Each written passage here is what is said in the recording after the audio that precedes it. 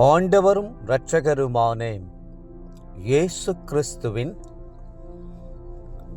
ஈடு இணையற்ற நாமத்தில் அன்றன்றுள்ள அப்பம் வாசகர்களுக்கு எங்கள் அன்பின் வாழ்த்துக்கள்.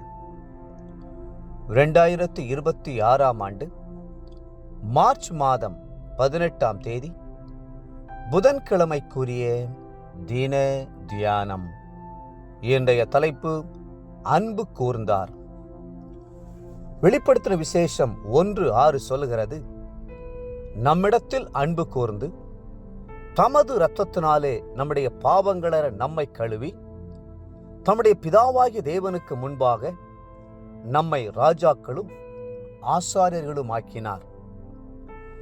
உங்களில் அன்பு கூர்ந்த கிறிஸ்துவின் அன்பை தியானித்து பாருங்கள்.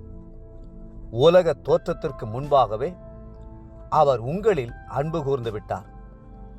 நீங்கள் அவரை தெரிந்து கொள்வதற்கு முன்பாகவே அவர் உங்களை தெரிந்து கொண்டார். தாயின் வயிற்றிலேயே அவர் உங்களை நேசிக்க ஆரம்பித்து விட்டார். உங்களை பெயர் சொல்லி அழைத்தார். நீங்கள் அவரை விட்டு தூரமாய் போன போதும் துக்கத்தோடும் வேதனையோடும் உங்கள் பின்னாக நடந்து வந்தார். நீங்கள் அவரை அசட்டை செய்து புறக்கணித்த வேளையிலும் கண்ணீர் நிறைந்த கண்களோடு உங்களை கவனித்து கொண்டே இருக்கிறார். மாத்திரமல்ல, உளையான பாவ சேற்றிலிருந்து அவர் உங்களை தூக்கி எடுத்தார். கல்வாரி சிலுவை அண்டை கொண்டு போய் மாசற்ற விலையேறப்பெற்ற இரத்தத்தை ஊற்றி உங்களை பாவங்களற கழுவினார், அக்கிரமங்களற சுத்திகரித்தார்.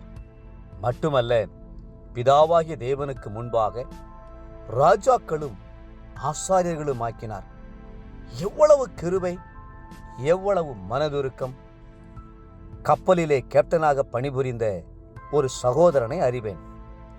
அவர் உலகத்தின் உல்லாசங்களிலும் பாவ ஜீவியத்திலும் வாழ்ந்து வந்தார்.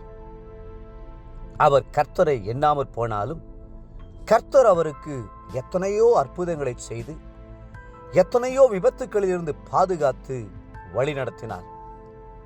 அவர் மாலுமியாய் நடத்தி சென்ற சரக்கு கப்பல் இன்னொரு கப்பலோடு மோதி தீப்பற்றி எரியக்கூடிய அபாயம் வந்தது. அதிலும் கர்த்தர் கிருபையாய் அவரை காப்பாற்றினார். ஆனால் அவரோ கர்த்தருடைய அன்பை எண்ணிக்கூட பார்க்கவில்லை. ஒரு முறை அவருக்கு பல லட்சங்கள் நஷ்டம் ஏற்படுகிற ஒரு சூழ்நிலை வந்தது. அப்பொழுது ஒரு படிப்பறிவில்லாத தேவனுடைய ஊழியக்காரர் அவரிடம் வந்து, ஐயா, நான் இன்று உங்களுக்காக ஜெபித்த போது கர்த்தர் என்னிடம், இந்த முறையும் அவனுக்கு நான் இரக்கம் செய்கிறேன், இந்த முறையும் அவனை பிரச்சனையிலிருந்து விடுவிப்பேன் என்று சொன்னார் என்றார். அதை கேட்டதும் அந்த கப்பல் கேப்டன் கதறி அழுதார். கர்த்தருடைய அன்பு அவருடைய உள்ளத்தை உருக்கிற்று. என்ன ஆச்சரியம்! அவருக்கு ஏற்பட வேண்டிய நஷ்டம் ஏற்படாமல் கர்த்தர் ஒரு அற்புதமான வழியை திறந்தார். கர்த்தர் நல்லவர் என்பதை அன்றுதான் அந்த சகோதரர் ருசி பார்த்தார். அன்பு அன்பை கேட்கிறது. தேவனுடைய அன்பின் ஆழம் மனிதனுடைய அன்புக்காக ஏங்கி நிற்கிறது.